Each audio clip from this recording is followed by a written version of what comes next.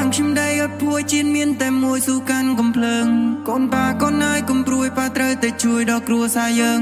កូនណាយកូនខំរៀនណាកុំឲ្យដេចប៉ាដល់ស្បែកជើងទោះបីលំបាកយ៉ាងណាមិនឲ្យកូនប៉ាជាក្មេងទំនើងជាវារាកងតឈរជើងការពារបន្តសត្រូវប៉ាគឺជាក្រងុយក៏ត្រូវខំមកកូនណារឿងជីវិតគឺវាមិនថិនទេបើថ្ងៃស្អែកមិនឃើញប៉ាវត្រឡប់មិនបាយរងចាំតែមើលថែខ្លួនណាកូនណាស្ដាប់អង្គមយំឲ្យកូនណាធ្វើមកជានេះជីវិតប៉ាវាខ្លីឲ្យប៉ាសំតោមិនបានថែកូនប្រុសស្រី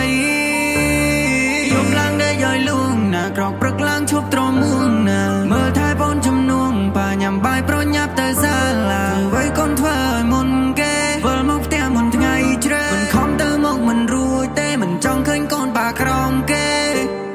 ជីវិតប៉ាមានន័យបើឃើញកូនខ្លាយចេះគិតជាគូអ្វីដែលប៉ាស្រមៃចង់ឃើញគេយកកូនជាគំរូមិនចាំបាច់គេឲ្យតម្លៃកូននៅត្រូវវាយកូនត្រូវតែស៊ូប៉ាជឿជាណាលើកូនប៉ាកូនណាត្រូវធ្វើឲ្យបានខិនមើលថែខ្លួនណាកូនណាស្ដាប់អង្គមយំឲ្យកូនណាធ្វើមកជានេះជីវិតប៉ាវាខ្លីឲ្យប៉ាសំតោមិនបានថែកូនប្រុសស្រី